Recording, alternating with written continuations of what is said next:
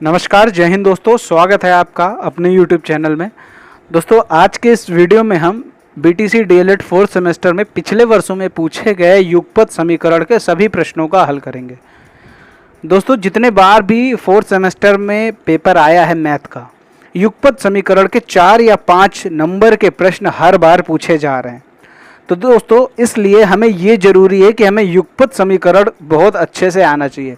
बहुत ही आसान सा टॉपिक है, इसीलिए आज हम इसको अच्छे से समझ लेते हैं और इसमें जितने भी क्वेश्चंस आए हुए हैं पिछले वर्षों के, वो सारे हम इस वीडियो में सॉल्व करने वाले हैं। तो दोस्तों, वीडियो को पूरा लास्ट तक देखिएगा और एकदम ध्यान से देखिएगा, ताकि जितने भी प्रश्न मैंने इसमें बताए हैं वो सब आपको अच्छे से समझ में आ जाए। और उम्मीद करता हूँ उनको अगर आप समझ गए तो निश्चित तौर पर आने वाले जो आपके जो फोर्थ सेमेस्टर में पेपर में पूछे जाएंगे युगपत समीकरण के प्रश्न, वो आप बहुत ही आसानी से सॉल्व कर सकेंगे।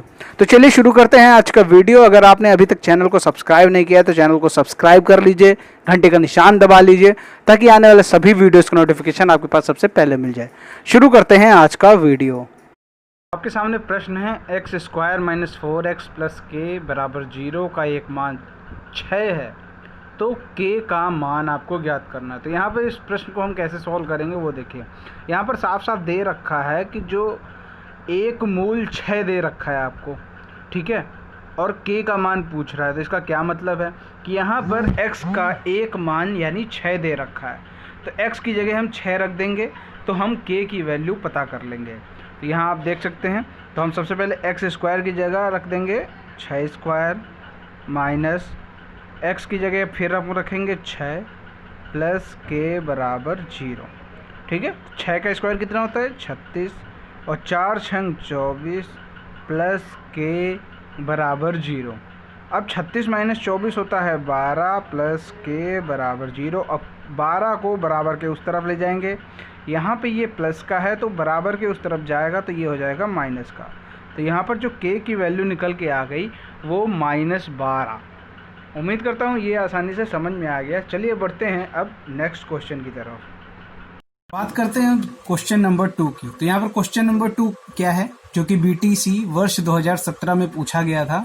2 नंबर का प्रश्न पूछा गया था। आपको बता दें कि बीटीसी वर्ष 2017 में जो पेपर हुआ था उसमें 5 नंबर के युगपत समीकरण से प्रश्न आए थे। इसीलिए थोड़ा ध्यान से इसको देखना, क्योंकि हर वर्ष या तो 4 नंबर का या तो 5 नंबर का हर बार कुछ ना कुछ क्वेश्चंस पूछे जरूर जाते हैं। इसीलिए युगपत समीकरण को पढ़ना बेहद जरूरी है। तो चलिए इस क्वेश्चन को सॉल्व करके देखते हैं इसको कैसे सॉल्व करेंगे। यहाँ पर आपके सामने दे रखा है x/7 plus y/15 equal to 3 और दूसरी इक्वेशन यानी समीकरण है x/2 minus y/5 equal to 4। तो यहाँ पर इसको कैसे सॉल्व करेंगे, सबसे पहले हमें क्या करना होगा, इनको साधारण भिन्न मतलब जो साधारण समीकरण होते हैं उसमें निकाल लेते हैं। तो सबसे पहले हम क्या करेंगे, इन दोनों का लासा ले लेते हैं। तो इसका लेंगे लासा तो आएगा 15 सत्ते 105। अब इसको आएगा ऊपर लिखा जाएगा 15x plus 7y equal to 3, ठीक है। अब क्या करेंगे, अब आप यहाँ पर 15x प्लस 7y, अब ये जो नीचे 105 है बराबर के उस तरफ चला जाएगा तो 3 × 105 हो जाएगा, ठीक है। तो 15x प्लस 7y बराबर 3 का जब 5 में गुणा करेंगे आएगा 15, 3 एकम 3, ठीक है। ये तो आपकी समीकरण नंबर 1, ठीक, ये आ गई। अब इसको आप सॉल्व कर लीजिए, तो इनका भी लासा ले लीजिए। 5 दूना 10 और ऊपर आ जाएगा 5x माइनस 2y बराबर 4, ठीक है। अब ये जो नीचे 10 है इसको बराबर के उस तरफ चला जाएगा तो ये बचेगा 5x माइनस 2y बराबर 10 चौको 40, ठीक है। ये हो जाएगी आपकी समीकरण नंबर 2, ठीक है। आपको समीकरण 1 मिल गई और समीकरण 2 मिल गई। अब आपको करना क्या है, आपको इन दोनों को सॉल्व करना है। कैसे सॉल्व होगा, तो यहाँ पर ये चीज समझनी जरूरी है। आप यहाँ पर देखिए, यहाँ पर दे रखा है 15x प्लस 7y बराबर 315, यहाँ दिखा है 5x माइनस 2y बराबर 40। अब इन दोनों में चाहे आप x को पकड़ लो चाहे y को पकड़ लो, इसको क्या करना है, x यहाँ पर 5x है, अगर आप x को बराबर करना चाहते हैं तो 5x यहाँ पर दे रखा है, यहाँ पर 15x दे रखा है। तो क्या करेंगे, इस 5x को 15x के बराबर करेंगे। कैसे हो पाएगा, अगर हम 5x को 15x के बराबर करना चाहते हैं तो कैसे होगा, अगर हम 5x में 3 का गुणा कर दें तो ये 15x के बराबर हो जाएगा। लेकिन अगर x में करना पड़ेगा तो पूरी समीकरण में करना पड़ेगा। तो हमें यहाँ पर एक स्टेटमेंट लिखना पड़ेगा, समीकरण 2 में 3 से गुणा करने पर। ठीक है, ये आपको एक स्टेटमेंट लिखना पड़ेगा क्योंकि आप डीएलएड की परीक्षा देने जा रहे हैं। अगर आप यूपी टेट में कर रहे हैं तो यूपी टेट में तो आपको मेन आंसर निकालना होता है, लेकिन यहाँ पर क्या है, आपको पूरा लिखना पड़ेगा समीकरण 2 में 3 से गुणा करने पर। तो ये समीकरण 2 है, इसमें 3 से गुणा करेंगे, 5 3 15x, 3 दूना 6y, और 40 में जब 3 का गुणा करेंगे तो आएगा 120। ठीक है, अब ये आपके सामने समीकरण 2 आ गई और ये है समीकरण 1। यहाँ पर देखिए x और x दोनों बराबर, यहाँ भी 15x यहाँ भी 15x। अब आसानी से ये सॉल्व हो जाएगा। अब इसी के ठीक नीचे इक्वेशन 1 लिख दीजिए, 15x प्लस 7y बराबर 315। अब इसको आप सॉल्व कर लीजिए। कैसे सॉल्व होगा देखिए, अब यहाँ पर नीचे चिन्ह चेंज कर ली, इस 15x ये भी 15x, दोनों का चिन्ह सेम है, प्लस प्लस है, इसको चेंज करना पड़ेगा तभी ये कटेगा। ये माइनस हो गया, ये भी माइनस हो गया और ये भी माइनस हो गया। देखिए अगर एक का चेंज करेंगे तो सभी का चेंज करना पड़ेगा। ठीक है, ये चीज याद रखिएगा। तो ये 15x, एक है प्लस का एक है माइनस का, तो ये तो कट जाएगा, ये हमने काट दिया। अब यहाँ पर माइनस का 6y है, यहाँ है माइनस का 7y, 6 और 7 हो जाएगा 13y। यहाँ पर प्लस का है, यहाँ पर माइनस का है, तो ये घट जाएगा। 315 में जब हम 120 घटाएंगे तो आएगा आपका 195। ठीक है, अब यहाँ पर क्या करेंगे, माइनस इधर भी तो वो तो कट जाएगा, या हम इसको ऐसे कर सकते हैं, माइनस का 195 बटे माइनस का 13। तो यहाँ पर क्या होगा, यहाँ पर जब 195 को 13 से भाग देंगे तो क्या आएगा, 13 एक कम 13 और 13 पचे 65, यानी y की जो वैल्यू y वो 15 आई। आप यहाँ पर एक प्रश्न ये कर सकते हैं कि ये माइनस कहाँ गया, देखिए ऊपर भी माइनस नीचे भी माइनस, तो ये दोनों कट गए। तो यहाँ पर क्या आ जाएगा, माइनस माइनस कट गया तो बचेगा कुछ नहीं, तो यहाँ पर आ गया y इक्वल टू 15। अब आपके सामने क्या हो गया, ये y की वैल्यू निकल कर सामने आ गई।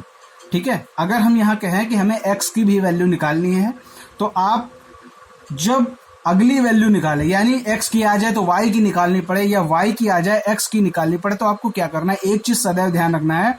आपने जो इक्वेशन दोनों मानी थी, ये रही इक्वेशन 1 यानी समीकरण 1 और ये समीकरण 2। तो यहाँ पर वो देखे कि समीकरण छोटी कौन सी, किसमें छोटे छोटे नंबर्स हैं। यहाँ 5x माइनस 2y बराबर 40 है, यहाँ 15x प्लस 7y बराबर 315, मतलब ये बड़ा है ये छोटा है। तो हम इसमें जो छोटा वाला है उसमें वैल्यू रखेंगे।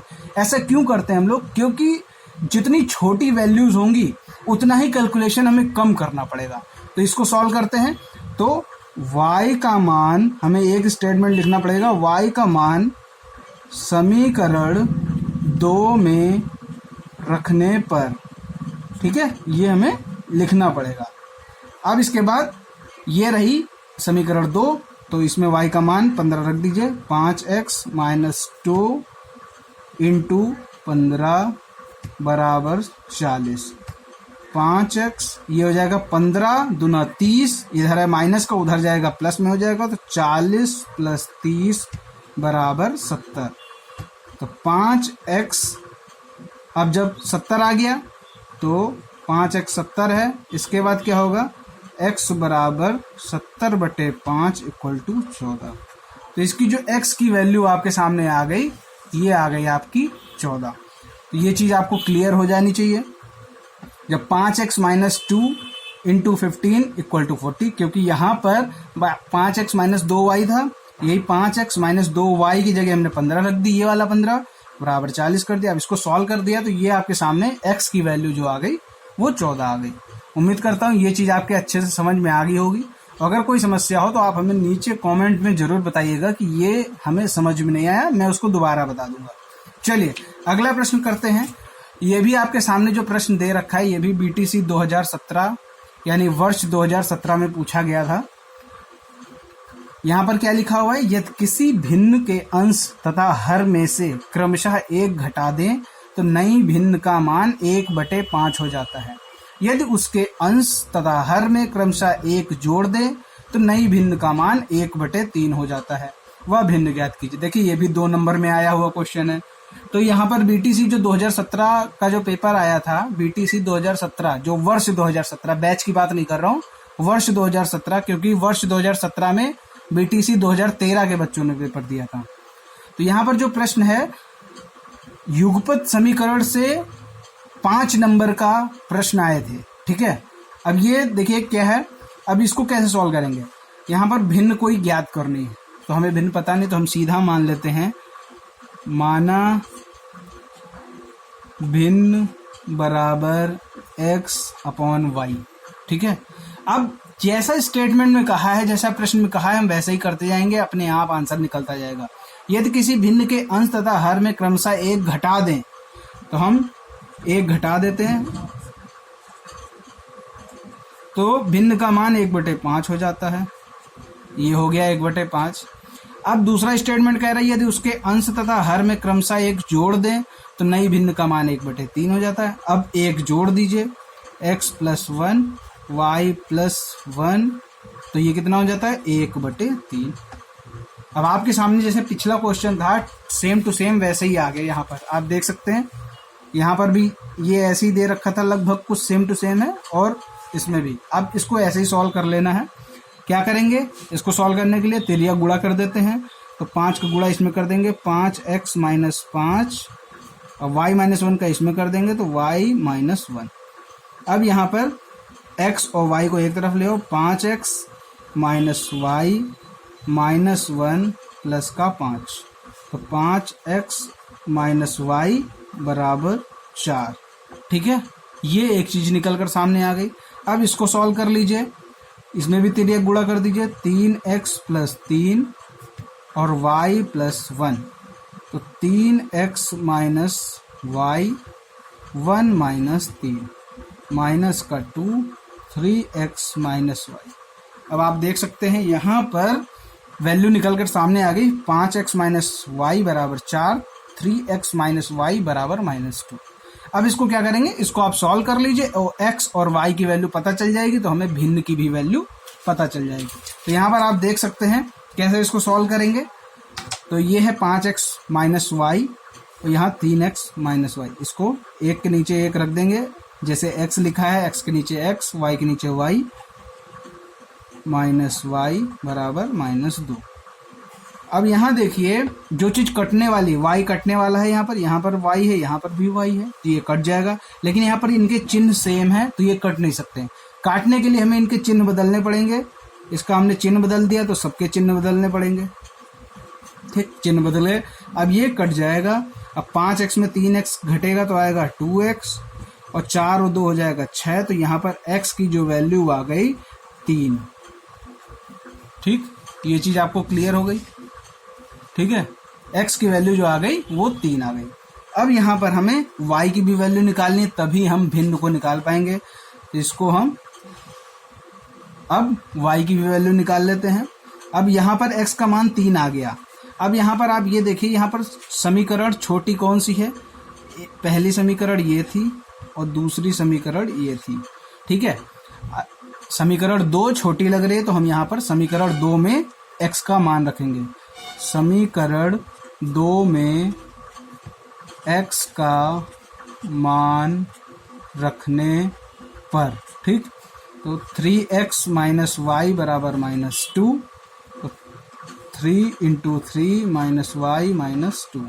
ठीक है, अब ये 3 3 9 हो जाएगा, और बराबर के उस तरफ चला जाएगा, तो ये हो जाएगा माइनस में, तो -y -2 माइनस का 9, -y बराबर -11, तो y बराबर कितना हो जाएगा 11।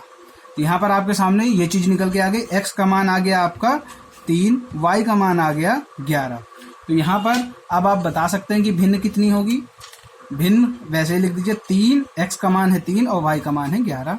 तो यहाँ पर ये भिन्न निकल के आ गई 3/11। ये चीज क्लियर हो गई। चलिए आगे देखते हैं, अगला जो प्रश्न है वो क्या है वो देख लेते हैं। ये BTC 2017 जो कि बैच 2014 का पेपर था, वर्ष 2017 में पेपर हुआ था। तो यहाँ पर इसका जो पहला जो प्रश्न है वो देख लेते हैं क्या है। 5x बराबर y, 2x प्लस y बराबर 7, y का मान ज्ञात करो। देखो दोस्तों, हम आपको वही चीज पढ़ा रहे हैं जो ज्यादातर पूछी जानी है।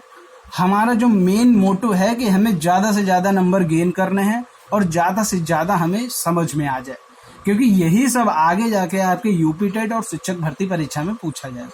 दोस्तों, वीडियो पसंद आ रहा हो तो वीडियो को तुरंत लाइक कीजिए। 5x बराबर y, 2x प्लस y बराबर 7, इसमें y का मान ज्ञात करना है। अब देखिए यहाँ पर y का मान हमें ज्ञात करना है, तो हमें क्या करना होगा। यहाँ देखिए 5x बराबर y दे रखा है, ठीक है। तो यहाँ पर y दे रखा है, तो यहाँ पर अगर हम y की वैल्यू रख दें तो यहाँ पर हमें x की वैल्यू पता चल जाएगी। देखिए 2x प्लस y है, y का मान कितना है 5x रख दिया बराबर 7, ठीक है। अब क्या करेंगे, अब इनको जोड़ लीजिए। 7x बराबर 7, x का मान कितना आ गया 1, क्योंकि ये जो 7 है ये अभी नीचे चला जाएगा। 7/7 x की वैल्यू आ गई 1। अब x की 1 वैल्यू आ गई, तो यहाँ पर इसकी वैल्यू रख देंगे 5x बराबर y, तो 5 इंटू 1 बराबर y, तो यहाँ पर जो y की वैल्यू आ गई वो आपके सामने आ गई 5। आसान सा प्रश्न था, कुछ नहीं करना था। चलिए अगला प्रश्न देखते हैं, जो BTC 2017 में द्वितीय बार में पूछा गया था पेपर, उसकी जो सेकंड क्वेश्चन है वो है, एक बाग में आम के 2304 पेड़ हैं, प्रत्येक पंक्ति में उतने ही पेड़ हैं जितनी की बाग में पंक्तियां हैं, पंक्तियों की संख्या ज्ञात करो। अब देखो, ना हमें पंक्ति मालूम है और ना ही कि पंक्ति में कितने पेड़ हैं ये भी नहीं मालूम, लेकिन ये मालूम है कुल कितने पेड़ हैं, तो ये चीज हमें क्लियर है। तो यहाँ पर हम लिख सकते हैं माना पंक्तियां बराबर x। अब लिखा है जितनी की बाग, प्रत्येक पंक्ति में उतने ही पेड़ हैं जितनी की बाग में पंक्तियां। अगर बाग में पंक्तियां x हैं तो प्रत्येक पंक्ति में जो पेड़ होंगे, प्रत्येक पंक्ति में पेड़ भी x होंगे, क्योंकि साफ साफ लिखा है प्रत्येक पंक्ति में उतने ही पेड़ हैं जितनी की बाग में पंक्तियां। तो यहाँ पर कुल पेड़ कितने हो जाएंगे x इंटू x, कुल पेड़ दे रखा है 2304, कुल पेड़ के नीचे इसकी वैल्यू रख दी और ये हो जाएगा x स्क्वायर। अब x स्क्वायर हो गया, तो जब स्क्वायर हटेगा 2304 को हम अंडर रूट के अंदर रख देंगे। तो 2304 किसका अंडर रूट, किसका स्क्वायर होता है ये आपको पता लगाना होगा। इसको पता लगाने के लिए या तो आप बेसिक मेथड जो होता है उसको सॉल्व कर लीजिए, उसको कर लीजिए, उससे निकाल लीजिए, या तो 2304 का डायरेक्ट आप निकाल कर यहाँ रख दीजिए, तो इसका उत्तर आ जाएगा 48, ठीक है। तो यहाँ पर जो पंक्तियों की संख्या हो जाएगी आपकी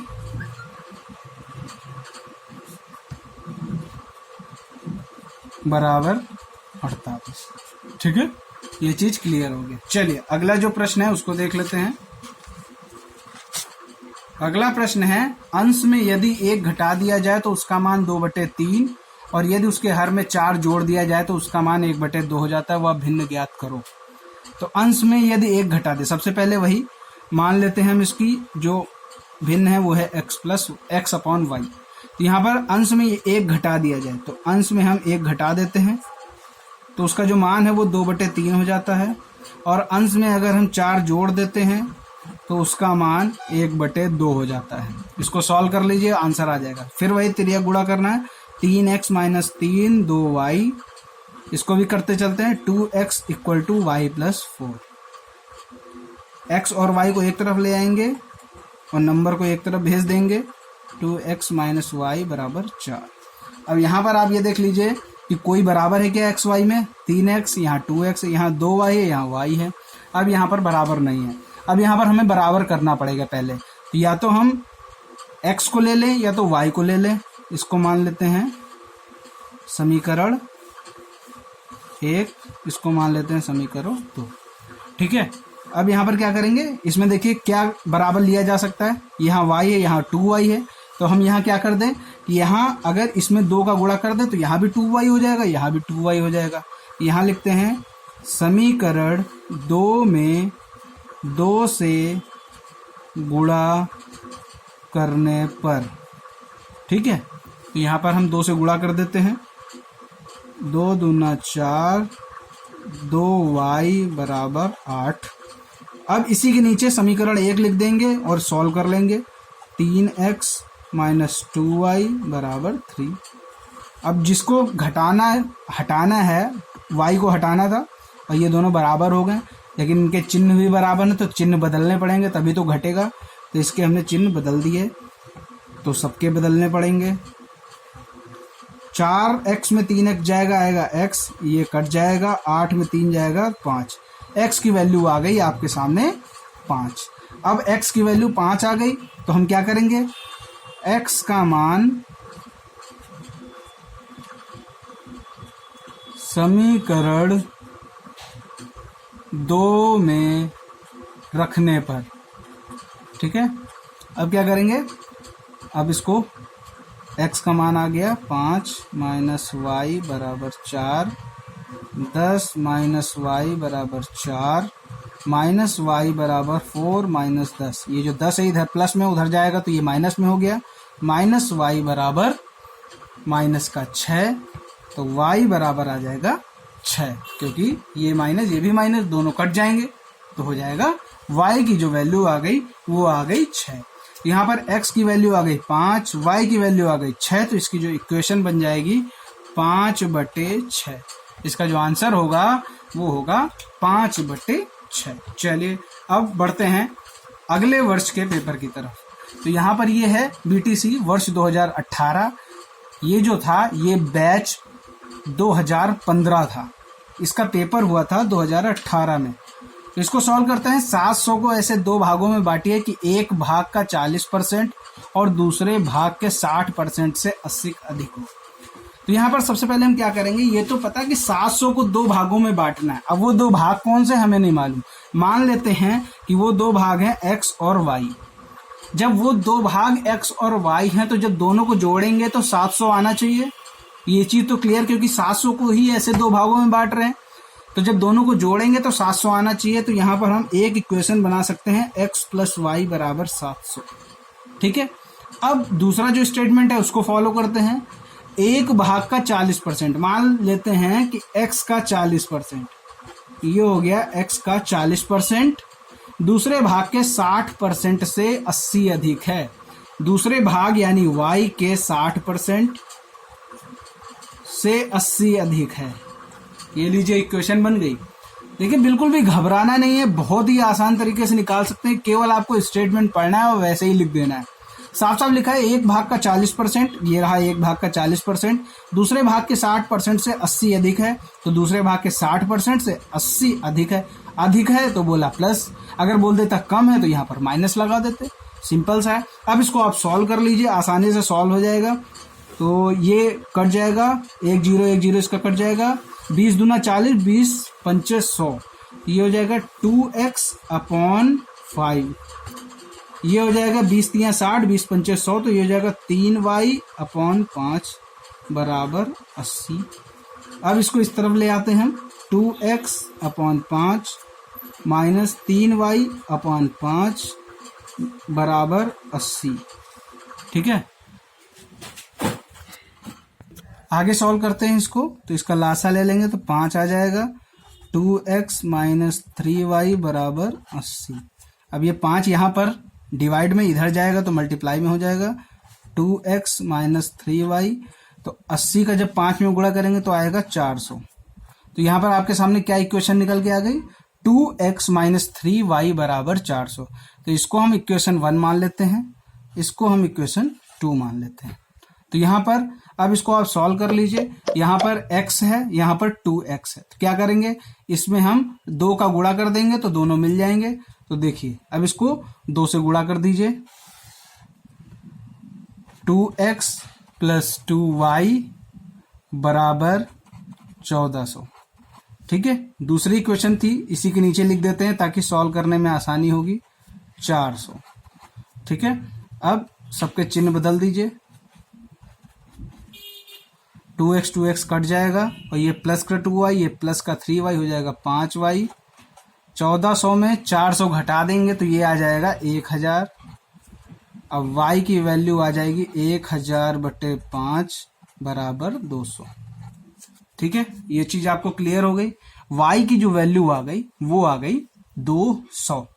अब जब y की वैल्यू 200 आ गई तो y का मान समीकरण 1 में रखने पर, ठीक है, x प्लस वाई बराबर 700, तो x प्लस वाई की वैल्यू 200 रख दी, जोड़ दिया, तो 700 माइनस 200 बराबर x बराबर हो जाएगा ये 500। तो जो x की वैल्यू आ गई, तो कितना आसान था ये वर्ष 2018 में पूछा गया प्रश्न था। अगला प्रश्न डीएलएड वर्ष 2019 यानी डीएलएड 2017 बैच में जो पेपर आया था 4th सेमेस्टर का, उसके प्रश्न हैं जो कि युगपत समीकरण टॉपिक से पूछे गए। 3 = 6, 4x + y = 14, y का मान ज्ञात करना है। तो यहाँ पर आपको इसको सॉल्व करना है। कैसे सॉल्व करेंगे, देखिए यहाँ पर जो 3x है इससे हम x की वैल्यू निकाल सकते हैं। कैसे निकालेंगे, 3x = 6, x = 6/3 = 2। तो x की जो वैल्यू आ गई वो आ गई 2। अब इसी x की वैल्यू को हम इसमें रख देंगे।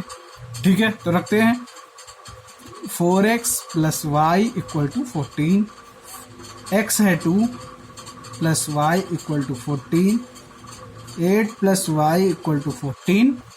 अब 8 को उस तरफ भेजेंगे, 14 - 8 बराबर 6। तो y की जो वैल्यू आ गई 6, क्योंकि यहाँ पर y का ही मान पूछा गया है। 1 नंबर में साधारण सा प्रश्न आता है इस तरह का, तो आप आसानी से तुरंत सॉल्व कर लेते हैं। यहाँ पर जो 2019 में दूसरा प्रश्न पूछा गया था 16x² - 25 बराबर 0। तो दोस्तों ये प्रश्न मैं आपको देता हूँ, इसका उत्तर क्या आएगा आप हमें नीचे कमेंट में जरूर बताइएगा कि इसका उत्तर कितना आएगा। हम बढ़ते हैं अगले प्रश्न की तरफ। अगला जो वर्ष 2019 में पूछा गया था, जो वर्ष 2019 में भी 4 नंबर का प्रश्न आया था युगपत समीकरण। देखिए 1 नंबर, ये 2 नंबर हो गए। ध्यान से देख लीजिए, 16x² - 25 बराबर 0, इसका उत्तर क्या आएगा आप हमें नीचे कमेंट में बताइए। और ये 2 नंबर, यानी कुल 4 नंबर का प्रश्न आए थे युगपत समीकरण से वर्ष 2019 में, जो डीएलएड 2017 बैच का पेपर था। एक आयताकार बाग की लंबाई और उसकी चौड़ाई की 3 गुनी है।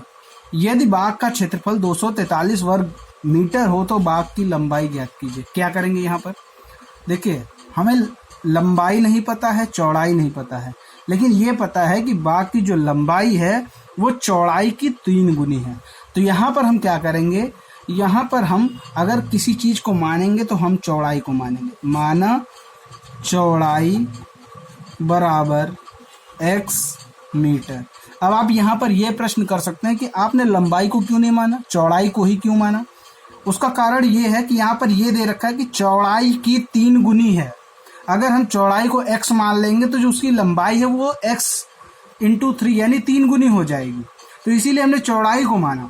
तो यहाँ पर जो लंबाई है वो कितनी हो जाएगी, बाग की लंबाई उसकी चौड़ाई की 3 गुनी, चौड़ाई है x तो लंबाई हो जाएगी 3x। अब हमें क्या करना है, इसके बाद और यहाँ पर क्या दे रखा है, बाग का क्षेत्रफल 243 वर्ग मीटर है। तो बाग का क्षेत्रफल यानी आयताकार बाग है, तो आयताकार बाग की जो क्षेत्रफल होगा उसका फार्मूला क्या होगा, क्षेत्रफल बराबर लंबाई गुणे चौड़ाई।